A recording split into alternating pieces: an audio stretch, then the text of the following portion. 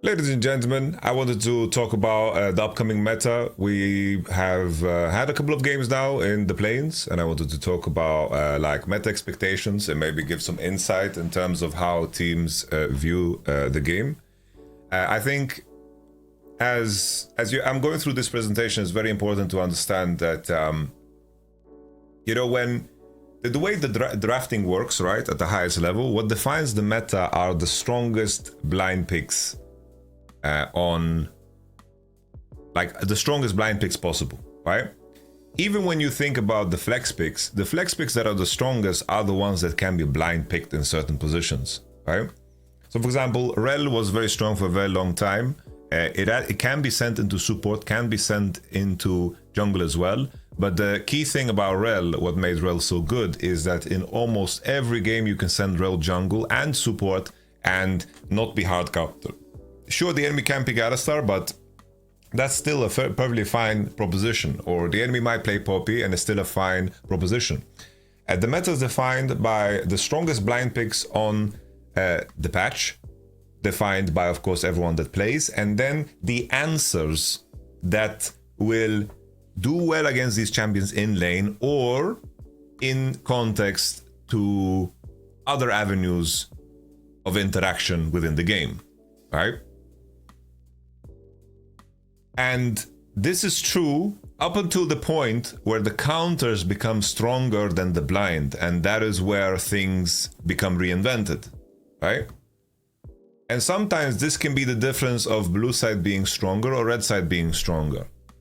But now we've been in so many patch cycles that blue side has been super strong, and you've always been able to get value out of blue side. Additionally, something that blue side gives you is that it gives you the opportunity to pick full bot lane on 2-3 and on 4-5. The reason this is important is because you get to pick your full bot lane when you either see 4 champions or 2 champions. And red side can only do it when they see 1 champion. And they have the room to answer 2. As an example, that can be a dynamic that makes blue side stronger. Let's say they slam Xayah 2-3 as a response to let's say a blind pick top and a blind pick jungle, right? And on 3, the enemy can only answer with 1, as an example, right? There's a lot more dynamics at play for red side. For example, that they have the last ban, and they can utilize 3rd pick into bans, or they can set up 4th pick with the use of their bans. So in cases that we see often on stages, when 2 teams drop the same role into 4-5, then blue side usually hurt themselves more by banning champions. And the deeper they go in the ban pool to set up blind picks, the more they offer the enemy to pick it on 4-2, right? So there's dynamics at play that does make red side stronger in some cases, blue side in some cases. But enough on that, right? When we talk about this presentation, I didn't want to do the tier list because I think the tier list, the issue I had when doing the tier list was that it required way too much explanation. If I have to explain every tier, it's like in the past I made tier lists on champions and I said, yo, this champion will have 90% presence, 20% presence, and so forth. Where basically I made the explanation that the higher the presence, the more often there will be cases where this champion will have a positive impact rather than a negative one. Even though there might be specific champions that in specific spots can be a lot more impactful than certain blind picks, the blind picks are structured in a way where you are picking them and you're assuming they're going to have a neutral or a positive impact regardless of what the enemy picks, right? But nevertheless, we head into actual tangible things tied to everything. I just need to press this. Rumble. The reason I start with Rumble is because there are certain picks that can be blind picked and they will have a lot of presence and a lot of impact in, of course, the World Championship. Rumble is a champion that currently I don't think has a real counter in lane, so he fits the bill of that perfectly. It's like Rumble's, like if we try to define Rumble's presence and why he is doing so well in the context of this meta, or why he does so well, is he doesn't have any bad matchups. Might be some people that pull up Lolesports, they say that Akshan is winning against it, Tryndamere is winning against it. You can get weird. You can get very, very weird. 100% you can get weird. But these champions are sometimes a lot harder to win games with, and they require an element of risk in your time to prepare, right? Rumble is so good because he is on the same wavelength as the junglers that are being played, the mid laners that are being played. And he's also very, very strong around the Rift Herald, right? And in the context of that, Rumble hits the right beats of a competitive game and doesn't have any bad matchups in lane. So you could see, for example, even Adam, right, who has a quite the unique champion pool, and according to Lolesports, Olaf is something that does well into Olaf, right? Olaf does well into Rumble, right? But even for them, Rumble is something that is banned all the time, right? Rumble supports and relies on AD mid, right? It makes AD mids better, but it also makes AP mids worse, right? If you're putting yourself in a situation where the enemy top laner can buy a lot of magic resistance, this is definitely a weakness of AP top laners. But at least with Rumble, he has so high base damages and the option of itemizing Demonic Embrace that he can deal with MR stacking. Rumble as well requires precision, because most of the answers that people pick into Rumble are the answers that have setup, right? So when you think of anything that is considered an answer into Rumble, it is the tanks, and it's also Renekton, right? This is the most common thing. These champions rely on landing a gank and through that snowball, because Rumble as a champion is a champion that needs to stand on the wave in order to contest and pretty much muscle his way out of any potential wave state. Sure, you can reset once with your Rumble ultimate, but to fight Rumble on demand is something that you can almost always force top. But Rumble is so strong that in most 2v2s, he should be winning. Rift Herald Firepower and Initiative, we already talked about it. What play-ins missed, I think the play-in teams played it way too little. I think that if you walk into this tournament and you don't have Rumble ready, you're at a significant disadvantage. Significant disadvantage.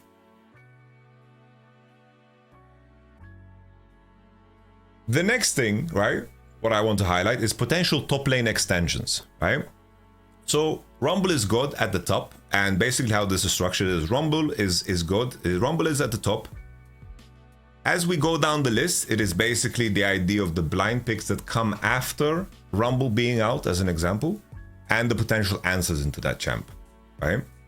So something that has appeared in solo queue is there's a lot of Lee Sin top being played.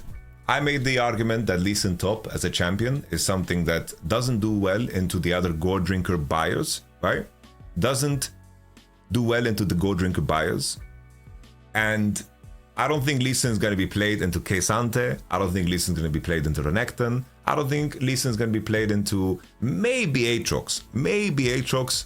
I don't think it's going to be played into Jax. But if Lee Sin is going to be played, I do think it might be into Rumble. Lee Sin against these heavy harass top laners, one thing that Lee Sin does have is his sustain is better than some of the other top laners that people might play, right? And that is maybe a moment where we will see Lee Sin top.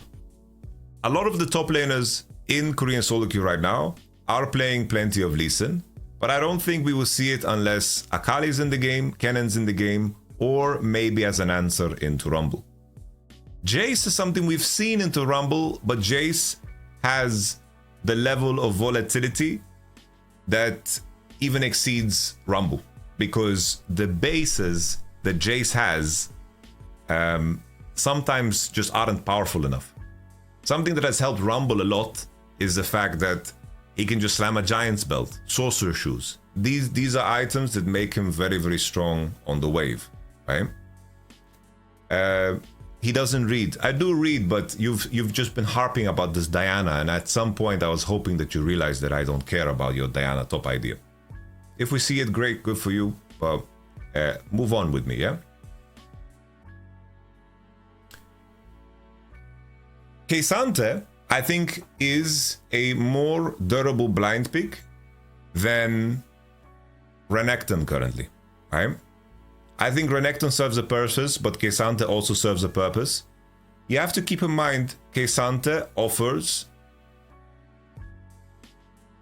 answers, right? You have options of where you can branch out. Gwen is a very big one. Cannon can be played. Renekton Jax. A very, very big one that we don't see enough is Poppy. I personally think Poppy will have such a high fucking presence at the rest of this tournament, especially in cases where Maokai is out. I think Poppy as a top laner is extremely underrated, because I think Poppy into K'Sante is a very, very streamlined matchup for Poppy, and Poppy works as a very strong denial. Poppy additionally works very well into Renekton. You can lane it into Jax. You can also lane it into Aatrox. I think Poppy is an extremely underrated top laner, and I think that if you think about the most OP, for example, supports in the game, Rakan, you think about Rel as well, right? You think about maybe Jarvan as well. You know, there's a lot of champions that are in the game that Poppy will make you think twice about picking. Another one is Kalista, right? Poppy, I think, is extremely underrated, and I'm pretty certain that the ban rate and the pick rate of this one is going to be insanely high. Even in cases where your W doesn't get enough value, your ultimate is inherently one of the most OP abilities in the game. I think that Poppy, extremely underrated top laner. Follow down the line, right? Renekton blind, YamatoCannon can be answers, right? Ornn Gragas in cases where you need tanks, Jax. Quinn is something that Keen likes to play, something that could show up, even though I'm not that big of a believer. And then, of course, we have the Garen Olafs and the Darius Olafs. This is basically, you know, for our homie Adam. I knew people would ask, so I added them there. Jax is something that could be blind, but I think it needs to be against very specific players where you know that you can get away with it. Jax blind is something that could invite very specific counters. I didn't put Poppy here for some reason, but Poppy should be here too. Poppy is something that can be picked into Jax, does super well.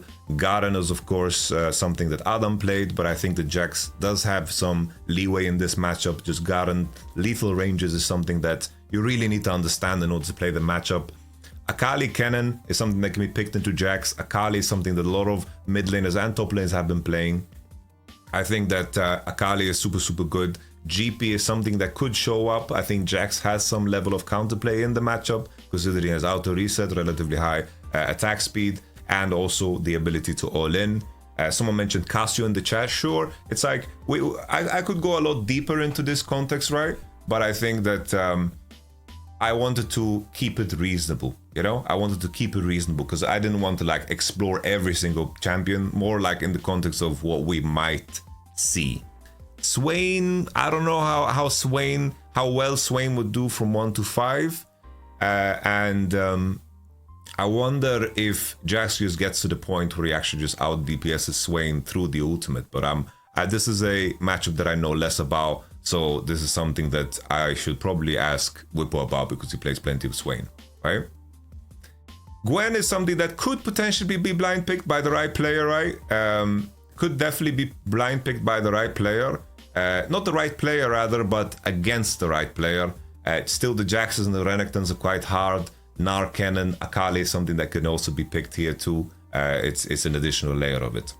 If you go deep enough, right, Renekton, Jax, K'Sante, Rumble might be banned going into 4-5. Aatrox is something that can be blind picked. Maybe Fiora shows up. Maybe someone's gonna blind pick Cannon, and the answers are tanks and Lee Sin. Okay?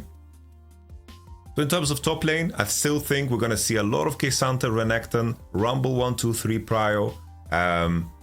There's a distinct lack of Yone here. I don't think that Yone is something that you want to play into Jax, Renekton, K'Sante, maybe into Rumble, but I doubt it. I doubt it.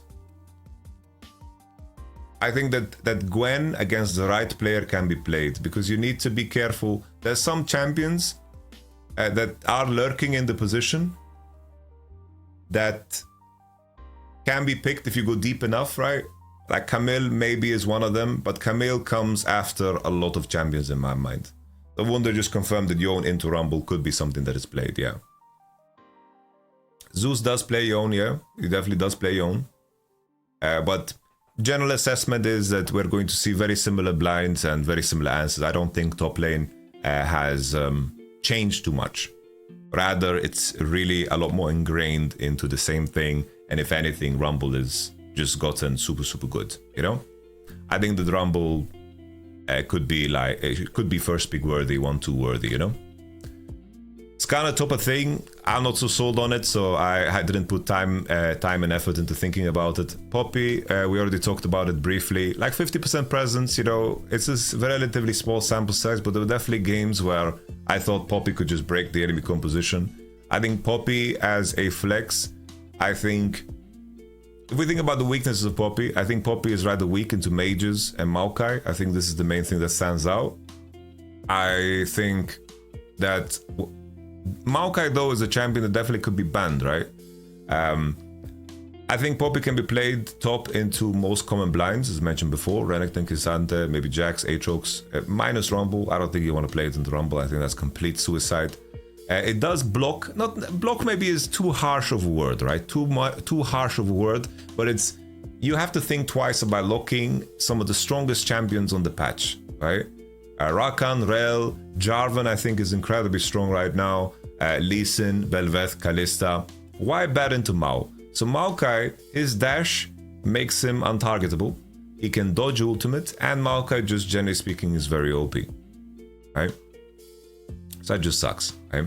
So Poppy is quite weak versus mages because they keep on distance and they can Kai Poppy, and she doesn't have the same firepower to connect. But at the same front, Poppy can be good together with mages, right? If the enemy has champions they need to dash forward and commit to you, you will find a lot of value with Poppy. And Poppy is a champion that does relatively well in the jungle, I'd say, and can be played top in a lot of cases. So I think that Poppy is a champion that definitely, if picked early, you do have you know, a lot of pressure on the enemy in the draft. Let's say you pick Poppy, Orianna 1-2, Poppy is flex, and then the enemy has to think twice about, for example, playing Rel or Rakan, and then maybe the enemy has to blind pick a top laner like K'Sante. I wouldn't be surprised if Poppy in a lot of cases is going to be banned on blue side to set up a stronger first pick. In the case of Maokai getting banned on red, and then you first pick Jarvan, this could be like the thought process, right? Poppy is also weak versus Rumble, as mentioned, right on top, right? Renekton, K'Sante, Jax, Aatrox minus Rumble, right? So Rumble definitely decimates the Popushka. I think that Poppy has been OP for very long. Xayah had 100% presence. I think that Xayah is very strong. The same way Poppy applies pressure on Rakan, picking Xayah also applies pressure on Rakan, right? It's like a lot of the playing teams were very happy to set up the case where you pick Xayah, enemy is forced to pick Rakan, you pick Nautilus, and you're going to have a strong matchup in most cases. Xayah has very clear weaknesses, but those weaknesses can definitely be, hidden and protected by other champions in the game, right? It's like Xayah is a meat grinder. I put her in the meat grinder class. She has some of the highest raw DPS in the game. She has great anti-immunization with Kraken and Navori, and then third is very flexible, can buy LDR. She has insane damage output because in the end, right, she just has great atomization. I already mentioned this. She can do Nash super well. She has great support pairings. She doesn't really pair well with ranged supports. This could be a potential weakness, but not currently, right? It guarantees Nasher with the burst of E, right? It breaks Kai'Sa, especially after the fall of AP Kai'Sa. Static Shiv has made a lot of players very allergic to the idea of playing AP Xayah. Maybe it's overblown because Static Shiv covered for the fact that you had a weak wave clear and Xayah doesn't want to interact at a lot of points in the game. She just wants to clear the wave and move away, right? And I think that in the context of AP Xayah, Static Shiv really covered this, right? Xayah's anti-tank and anti-dive. It's very important when you think about how compositions play together. Xayah, for example, has very good synergy with poke champions, right? So if the champions that are good against Jace and break Jace, like the enemy, let's say you have Jace Maokai. If you have Jace Maokai Xayah, that's a very strong cohesive composition because on a range front, you're doing a lot and you need to threaten the sphere of influence of Jace and Maokai, and in that area, Xayah is a goddess, right? As an example. This is how you can utilize a champion that might have weaknesses, but that weakness might not be relevant in the context of you outranging the enemy in other areas, right? So I think this is very important. But I think a key thing that Plains missed was that we saw way too little Kalista, we didn't see any Ashe, we didn't see any Caitlyn, and we didn't see any Ziggs. And these are champions that can make Xayah struggle. Because once again, they are fulfilling the requirement of breaking down Xayah very early on, already from the lane phase. Kalista is a champion that can combat and fight very early on in the lane and win against Xayah. Ashe, Caitlyn, Ziggs, they fulfill the idea of just playing outside of the sphere of influence of Xayah. And also they can do quite fine against the likes of Rakan. But still, I think Xayah Rakan is so strong that I think that it still will be blind picked with these champions in mind. I think that Xayah Rakan is just, by design, the perfect pair because they cover exactly for each other.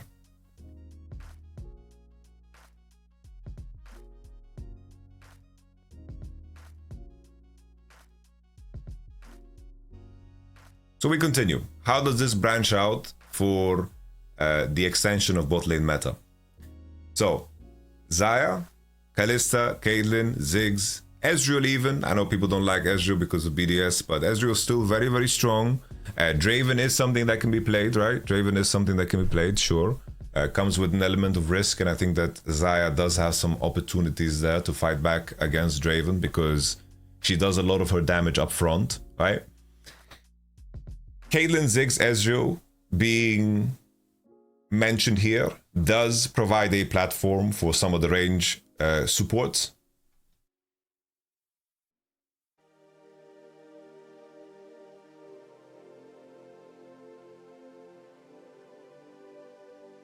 Ezreal, blind pick. Think it's maybe tougher to do. Kalista, Xayah can be definitely difficult for Ezreal, but Ezreal has this unique part about him is that compositionally he can survive.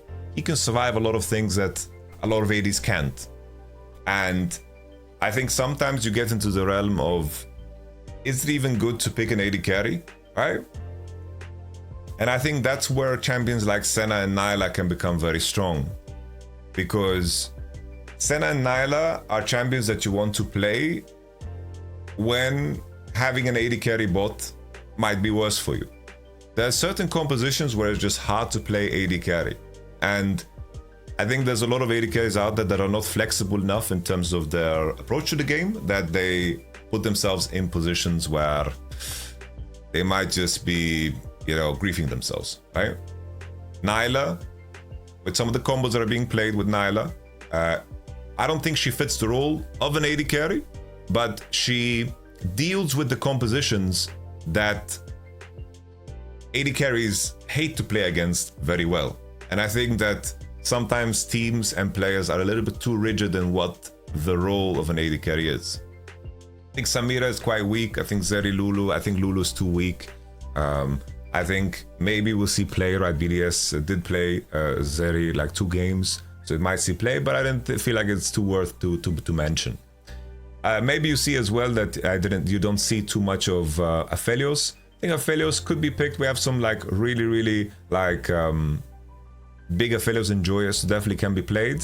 For example, into Kalista, right? I wanted to highlight AD carries that maybe haven't played less, you know, in this department, just to get the mojo going, you know. And if I don't know if you know, bot lane meta is dictated by which role is the most OP. So if AD carries are the most OP, then they dictate the support role. If supports are too OP, then they dictate the AD carry role, because the pairings of bot lane duos take priority. We did see one Caitlyn game on, of course, the play-ins, and this was a Caitlyn game that was paired together with Rel and Jarvan and Silas. This was a very awkward game for Caitlyn to be played in, and this is where you have to think to yourself, does that make sense? You know, are we going to sacrifice the potential power in the support position for the sake of something else, right?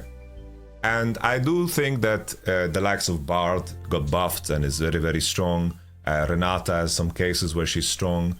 Karma, I think, comes with an element of risk, but I can easily imagine the likes of, for example, T1 slamming a Kate Karma and playing it, you know? Kaiser, Kog'Maw Braum is something that can be played. Kaiser is a specific one, sometimes into Xayah too. Someone asked about Varus. I feel like Ashes fulfills the role of Varus better currently. I think that Ashe is still very strong, and I think that Ziggs can be played there. I think that just Varus is weaker than Jhin and Ashe currently. Yeah. The items aren't great for Kate either. She really wants attack speed item on 3, which means you can get LDR if you need it. I don't think you necessarily need an attack speed item on 3. I think that you can go LDR. I think Stormrazor and Berserker Greaves and playing Lethal Tempo is perfectly fine. I think the key thing is that you just need to play Lethal Tempo in the cases where you know you're playing against a tank heavy team, and you're playing against, you know, you go cut down and then you go LDR on 3, and then you have Lethal Tempo, and then you can cut down tanks pretty well with Stormrazor IE into third being Flex, either RFC or of course LDR. But definitely I think this is something that we need to be on standby on, because we could definitely be in a scenario where I do believe we're going to see some of the more Caitlyn favored players play Caitlyn, and I still think that the bot lane meta is a little bit too good in order for the melee supports to really reshape everything, right? It's like Damwon, T1, you know, these are definitely teams you're going to think about Caitlyn when it comes down to it, right? I wanted to talk a little bit more about Senna before we move on. I think Senna takes so much effort to play because it restructures the whole idea of how your team works, and I think that comes with a lot of risk. It's like when your AD carry needs to play the support role and your support needs to farm, you really dig up and restructure a lot of habits your team has built over a full year. I think the Senna does come with a lot of flexibility, but you need to really have the right. Like I think it's cool when supports are playing the Senna.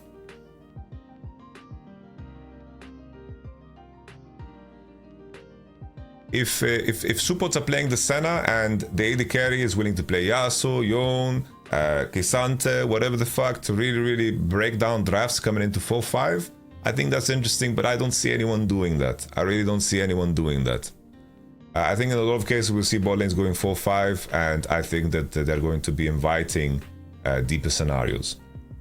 So I think there's that. You know, somebody asked about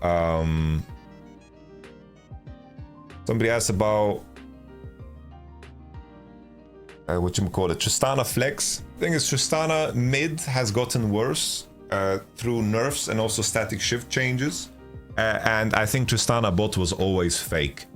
And I think in a world where Zeri is being played a lot less, the moment where Tristana can go bot is definitely, you know, lowered.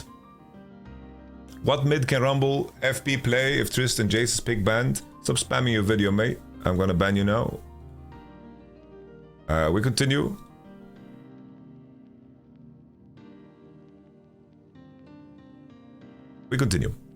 Alistar, something that was underplayed. I think the play-ins. I think this is something that can be played into Rakan, should be picked into Rel 2. I don't think that Alistar has that many counters. I think that his numbers are just so strong and supportive. I think even in cases where people slam Sylas into Alistar, it isn't that black and white. I think Sylas is at the point where he needs to, like the rest of his kit needs to be good in the game for him to find value. I don't think it's as easy as saying, yo, I have a Alistar ultimate, because Alistar is still a champion that does well into Sylas, right? It's like, it's hard CC, can deny your gameplay quite well, and it isn't as black and white as it used to be in the past where Sylas was at his strongest. There's definitely going to be games where Sylas is going to 1v9, but I don't think it's as black and white as saying, wow, the enemy has Alistar, we're going to have a free win. I think that the game between BDS and PSG is a good example, because even though that game they could have probably won if they played it better, and maybe if Sylas had better runes, maybe they could play and win. I still think that maneuvering yourself in team fights isn't always super easy when you're playing against heavy CC compositions, right? Because you're inheriting only their ultimate and not immunity against their ultimate, right? So we continue. Very consistent output in the game, good bot lane pairings, heavily benefited from the lack of range supports bot and the nerfs to them. And I always did, in the previous slides, you saw like what did the planes miss. I wrote it as what did Golden Guardians miss, and just his existence. And these were two good examples of Alistar like should have really been picked, but they just didn't, right? So Golden Guardians here, they went for Amumu here on 5 rather than picking Alistar here and the Rakan showing, right?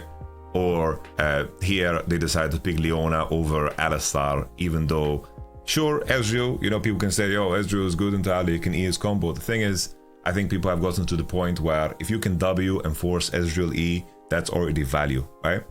Because if you are thinking to yourself that, like if that's your reasoning, then Ezreal needs to be pressured. But Ezreal is a champion that needs to be pressured twice. So if Alistar combo is the only threat that you have on Ezreal, then of course Ezreal E is super good, right? But sometimes there's cases where if Alistar can pressure and force, for example, Ezreal E out of a situation, maybe that is enough to make him pay enough of a price. Sure, there's the element of Ezreal being high range and then he can Q Alistar before contact. This of course matters because poke is rather decent against Alistar because he has a lower range and sphere of influence in comparison to, for example, Nautilus, who has a very long range hook and R. But I still think that Alistar provides enough value and enough sustain in lane that he can get away with laning tough matchups way more than he did in the past. Right? We continue.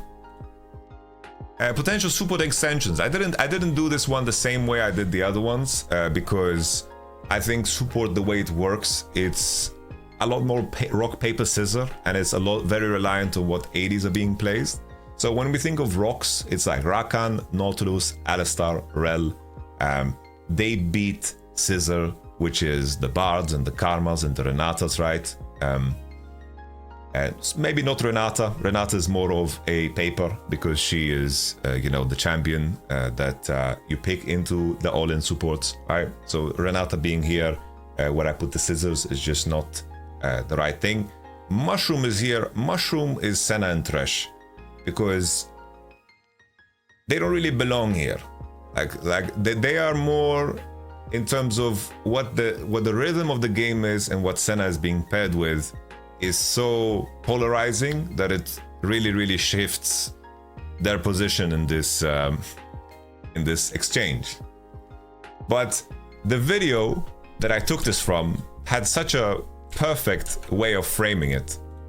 So basically, this is one of my favorite World of Warcraft movies, but I think somehow this has found a way to really have relevance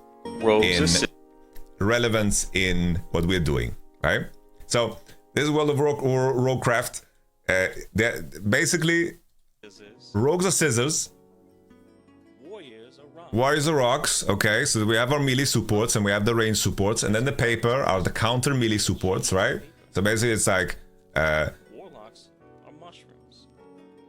So to just bring back my analogy, scissors are the range supports that break down the anti-engage supports, the bronze and the Renatas. It's like they suck against the range supports. These guys are decent against the rocks, and then the rocks break down the range supports that are supposed to fuck these guys up. And then the Thresh and the Senna lanes, they are paper and mushroom because depending on what they are paired with, they turn into something else here, right?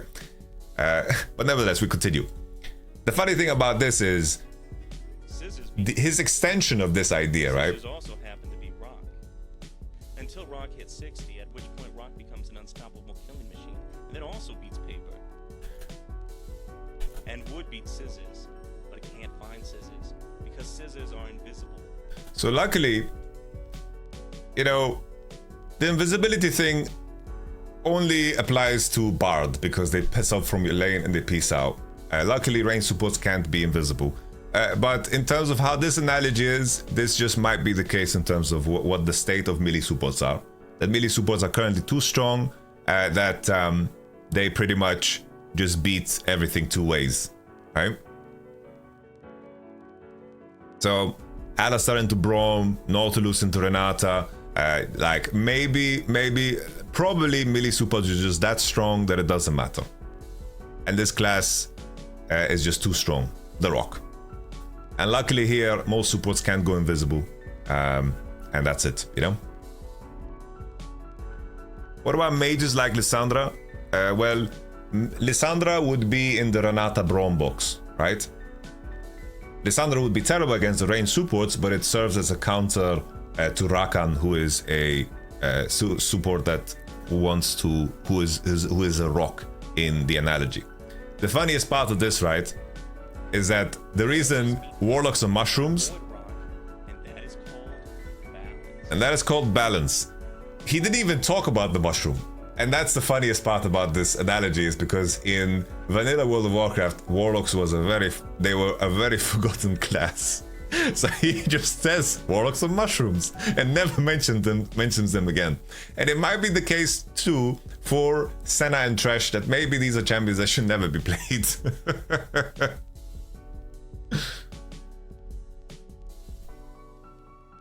Lux is a scissor, right? We continue. I wasted too much time on this analogy.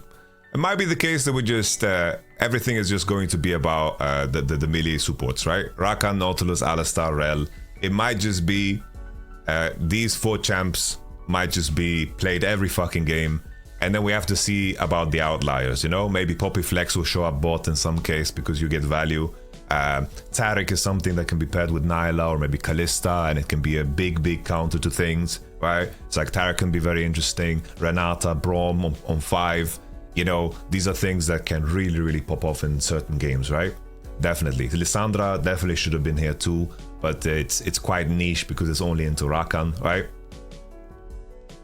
What's the deal? What's the reason for Leona not being in the same box as the other melee supports? I just think that Leona doesn't belong on the same line as Rakan, Nautilus, Alistar, Rel. I think just Leona is worse, right? I think Leona is just worse. But sure, Leona exists. Orianna. Orianna is something that 91% presence, right? I think that Orianna is super strong, and I think that Orianna will define the mid lane meta at this World Championship. Why is Orianna strong? A very strong blind pick. She can lane against most things. She can choose runes, itemize well into most things. She has very decent scaling. I think that she hits the beats in the game. I think that Orianna is super strong. The answers into Orianna, the most common ones currently are Jace, Azir, Syndra. We could see some Yone and potentially some Tristana.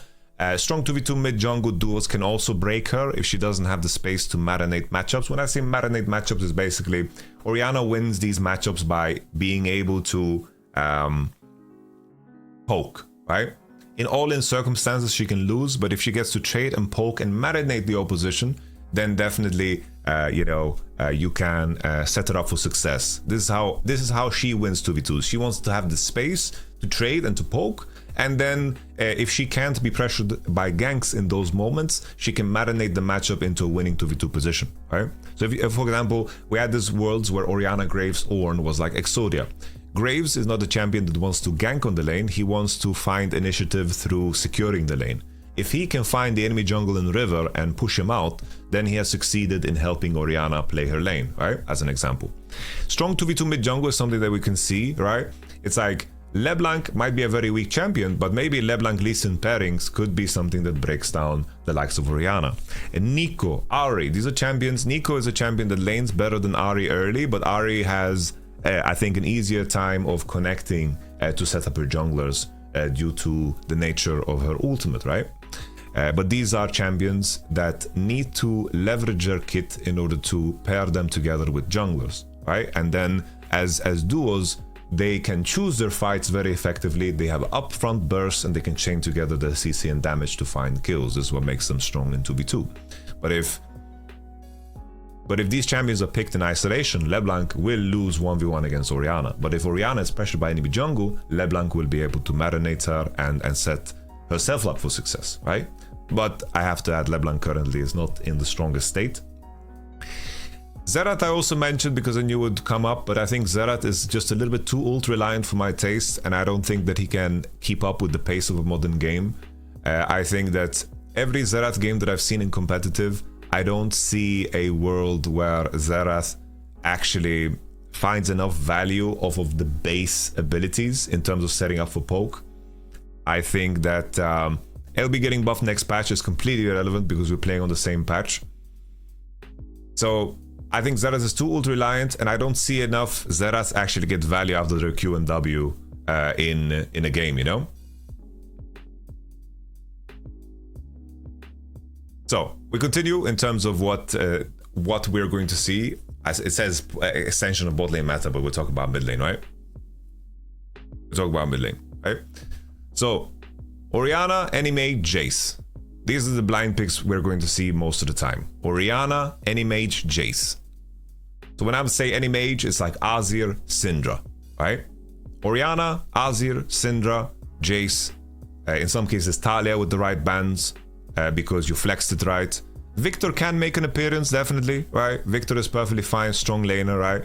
But he just doesn't have a dynamic kit enough, right? Like Victor wants to hit items, hit the right beats, and I think these other champions like Azir, Orianna, Syndra, in their kit they have inherent pressure, right? They have inherent pressure, and I think that's crucial. It's like Syndra E does have pressure, right? So Talia, Syndra, Azir, Jace are going to be the most common answers, right? These are the matchups we're going to see most of the time. LeBlanc, Nico, Ahri, Lissandra are champions that rely very heavily on making sure that they have very strong jungle pairings. It's very important to have strong jungle pairings with the other champions, but that is more about compositional strength, while for these champions is about 2v2 strength and 2v2 presence. Because if any mage or doesn't fear the enemy jungle while playing against LeBlanc, Nico, Ahri, I think it's rather difficult. What do you think about TF? I think TF inherently loses most lanes. I think TF is a scaling champion that works very well against lanes that are not super durable.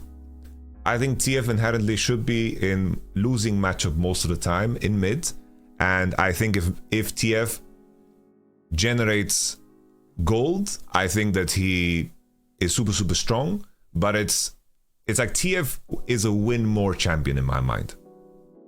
And I think with the status of Rapid Fire Cannon, I think it's rough for him, right? So is Ryze dead now? I think Ryze is okay, but I think due to the strongest champions being played on mid, I don't think that Ryze belongs there, you know?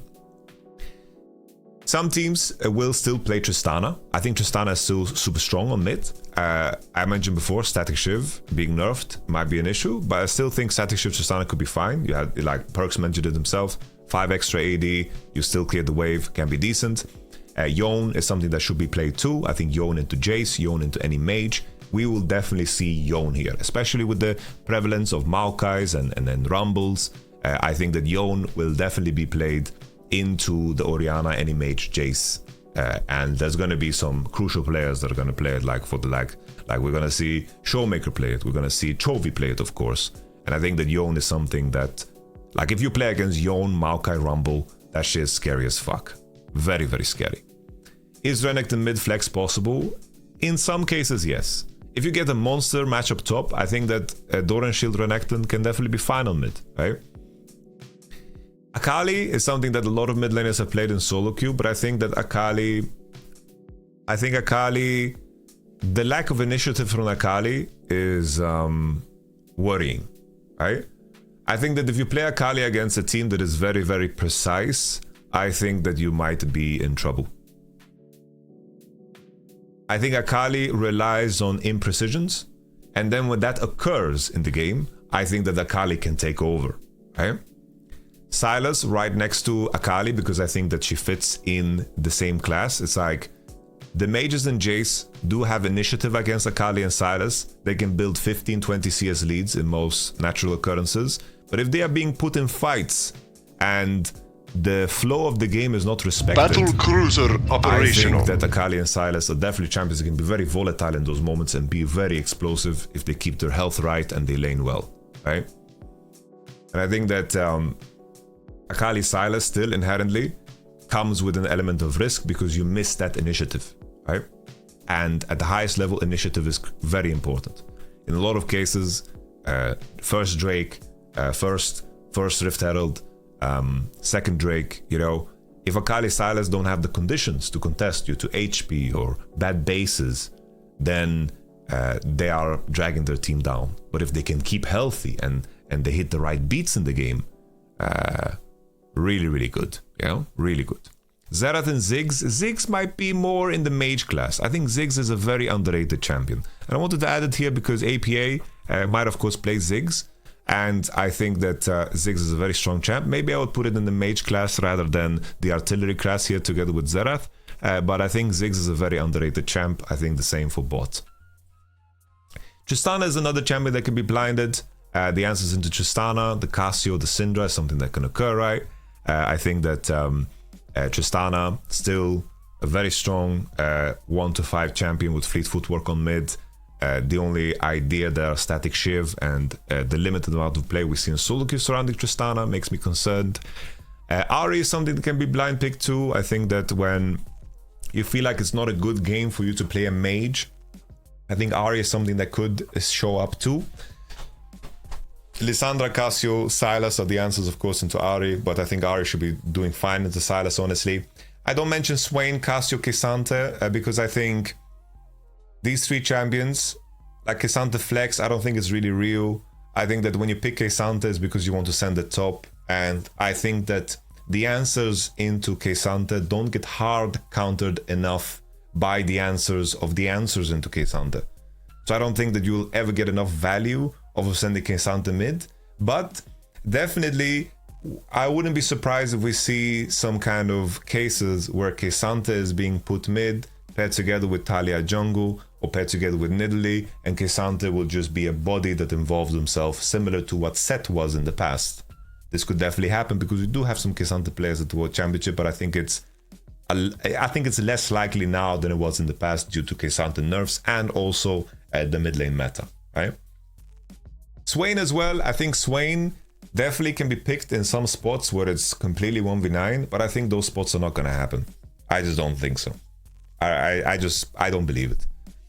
Like Swain, when the enemy has a low damage, low range, we are going to see high damage and high range most of the time from mid and AD, so I think that's harder, you know? Harder. But most of the time, mid lane is going to be Orianna, Azir, Syndra, Jace, and then we're going to see different unique players branch out in different ways. Maokai, everyone's favorite tree, 8 and 4. I think Maokai, you know, I think that you know, Maokai is just OP. Why is Maokai? Look at his DPM, 420. look at his DPM. It's fucking 420. Yeah, man, that's pretty fucking funny. That's a tree, bro. Hey. Let's continue. Utility overload. Every button is broken. It's like when you can play Maokai without ever using your W, because every other button is just so OP, then yeah, I don't think Maokai has any compositional weakness. I don't think there's any comp where Maokai is like, wow, Maokai is unplayable here. Unless it's a composition that is designed to fuck him level 1 and then level 3 and then level 4, level 5, and then his game is over, right? Braum Shield? Not really, no? It's like Braum Shield can only block one aspect of it and Braum still gets rooted. So how is it any different than any other champion tanking the Braum ult? I don't think Braum is necessarily, you know, a counter to Maokai, right? I think that Nico W, sure, is good, is decent, but it is what it is. Wukong, you know, Maokai covers flanks super well and EQs and denies. Ivan, you know, he can just throw saplings into bushes. You know, the crazy thing is, it's like Maokai has some crazy fucking interaction with all of these motherfuckers, which is hilarious. Samira, the thing is, Samira W cooldown is one of the longest base ability cooldowns in the game. So if you use your W for Maokai ult, maybe that W makes you useless for 25 seconds, right? If she blocks it, right? It's like Maokai has been giga broken for super long. Every button is just so OP. Mercs and build versatility, you know, he has build versatility.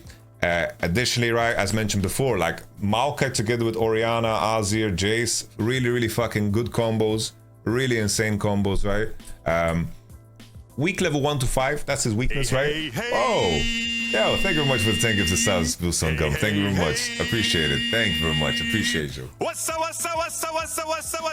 Thank you very much, Busan Gum. Thank you very much. I appreciate you. Thank you. Thank you. Thank you very kindly. Thank you.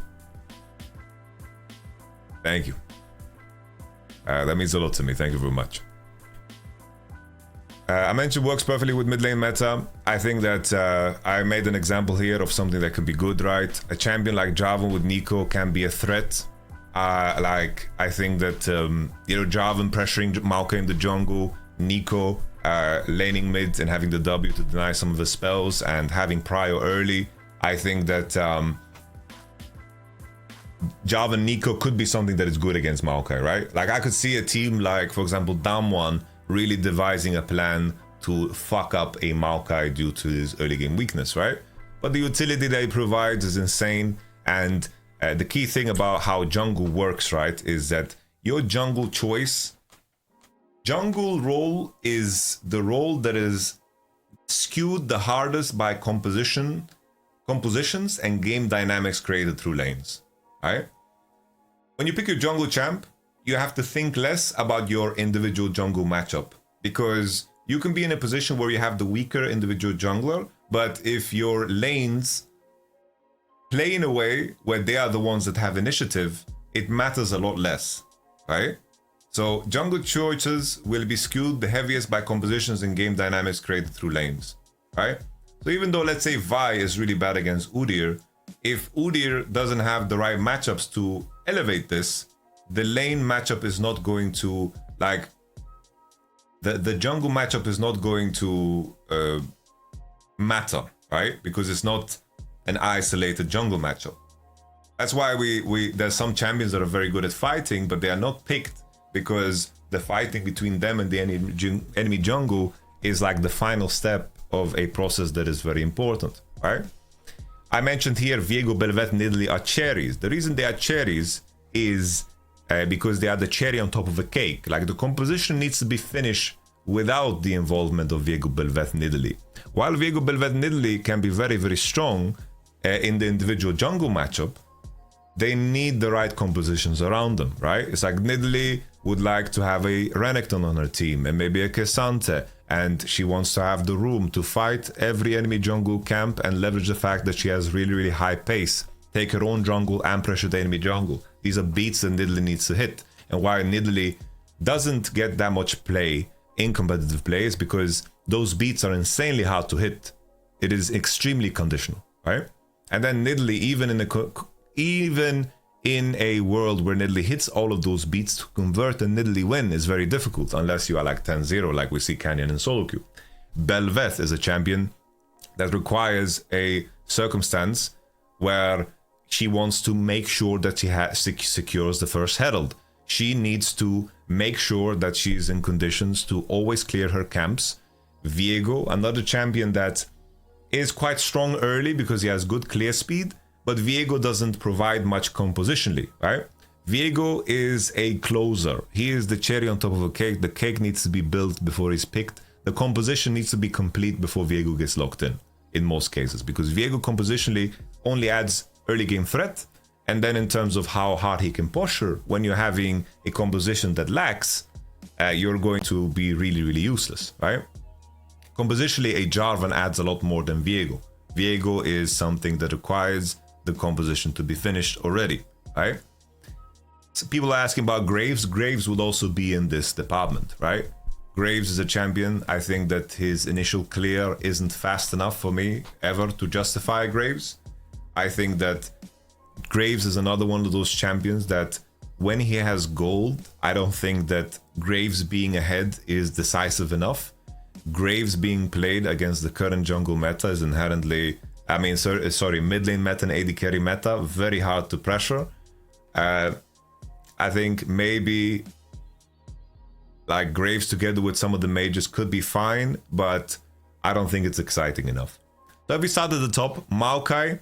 The funny thing is, like Maokai, even though I think Maokai is slightly more OP than Ivan, they kind of function similarly in terms of what the answers are. Ivan, Rel, these are champions that are high up there, right? Ivan is similar to Maokai because compositionally what Ivan provides is just so insane, right?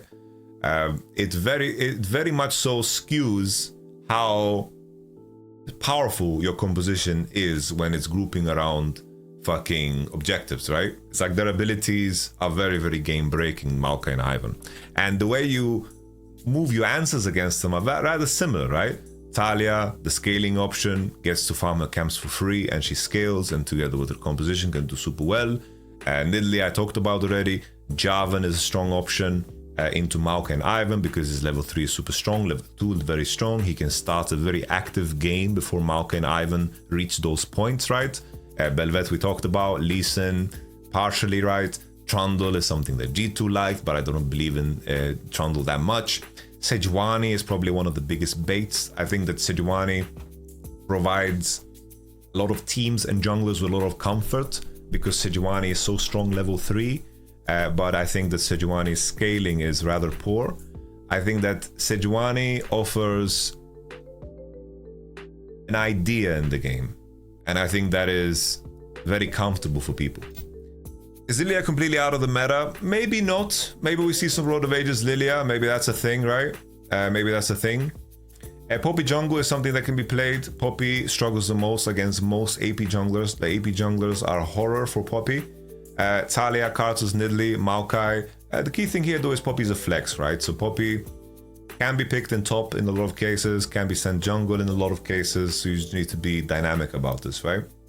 Because if the enemy has an AP jungle, probably they're playing AD top, and if there's an AD top, Poppy can most of the time be played, right? So there's that. Gragas jungle, my issue with Gragas jungle is I think that his clear speed is too shit. I think Gragas needs to spend the whole game clearing his camps, and that's my main concern for Gragoon. And if he doesn't get value on the one gank timer that he has, he's rough. I think when when Poppy will get bans, I think that Jarvan is an extremely underrated champ. I think that with Poppy out of the picture, Poppy will receive a lot of bans. I think that Maokai Ivan will be open every so often. I think Jarvan, due to the mid lane meta, it's like if you pick Jarvan, you can secure yourself your Orianna because the enemy is less likely to play Orianna. And then you have Jarvan Orianna. Jarvan can cover for the weaknesses of Orianna and be very strong in the 2v2, and they scale very well together, right? I think that Jarvan is extremely strong, and I feel like the world is finally accepting that the enemy doesn't necessarily need to not have dashes for you to be useful, you know? I think that Jarvan is super, super strong. I think we will see a lot of Jarvan play. Lee Sin will be used as an answer into Jarvan, but I think this is something that where the jungle brain is going to hurt a lot of teams. There's gonna be games of junglers playing Lee Sin and solo losing the game. I tell you that much. Because junglers are going to think too much about their individual jungle matchup and think the fact that they can dodge Javan abilities, that they are going to somehow win the game. I think we're going to see plenty of that.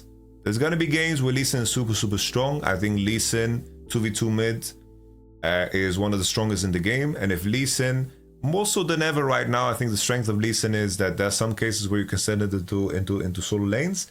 But I think Lee Sin actually scales pretty well past Gore Drinker. I think that's a big plus for Lee. Right now, Gore Drinker junglers have insane first item, insane second item, insane third item, which is massive for the strength of these champions.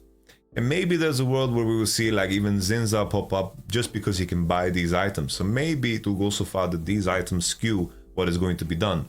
But Maokai, Rel, Poppy, these champions might be like, you know, just goats, you know? Talia is something that can be played, definitely. Talia is a flex, right? Talia has some good synergies with some of the champions being played top and also mid. I think that Talia is a champion that requires to farm, and she picks up good pace after first base, which is super cool. Dances into Talia jungle would then be, for example, Jarvan, Nocturne, Vi, right? And that's why like Talia Poppy is such a good combination, because I think that they complement each other super well, you know? They complement each other super well.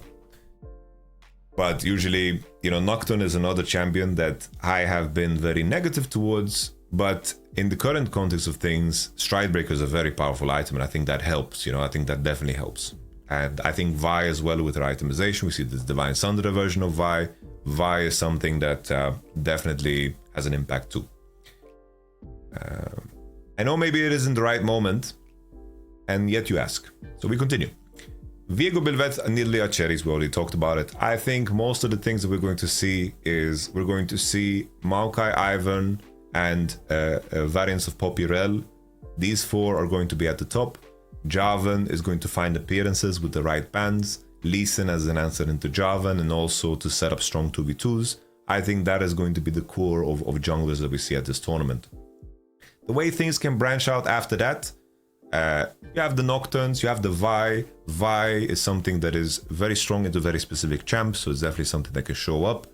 Teams at the World Championship really like those big swing ultimates that really put a lot of pressure on AD carries and mid laners. For example, there's a lot of mids that don't have counterplay against the Vi all-in. Buying Zhonya's Hourglass is very inaccessible. It's a very expensive item and a big commitment, especially in a world where 2 items are basically the game is done, you know, the game is already finished, you know.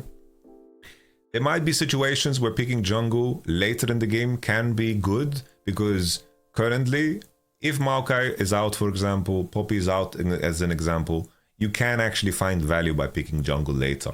So I wouldn't mind if teams actually explore that when a lot of jungle bans come in, because there's definitely like champions that can be like game breaking, like the likes of like Kindred can occasionally be really good, or you know, Nocturne can occasionally be super good, or maybe a Mumu finds an appearance. You know, there's definitely junglers available, but there is a top pool, you know. It's like jungle will be picked 1, 2, 3, I think, in most cases. I'm not gonna lie. So it's like hip hooray for Peanutter, right? But I'm pretty certain that like Maokai, Ivern, Rel, Poppy, Javan will be the highest presence junglers. So that is everything covered.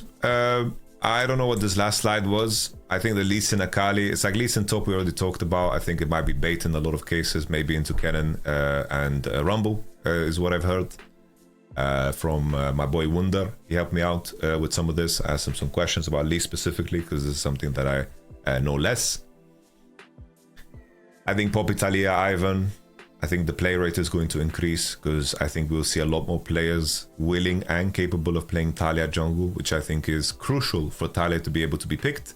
And then for bot lane, I think that we will see a lot more Kalista, Caitlyn, Jhin, Ziggs, and Ashe. Gwen top, we already mentioned Gwen top, right? We did talk about it. It might even go so far that we might see like some Gwen blind pick top against the right players, you know? I mentioned here Gwen blind might be something that happens.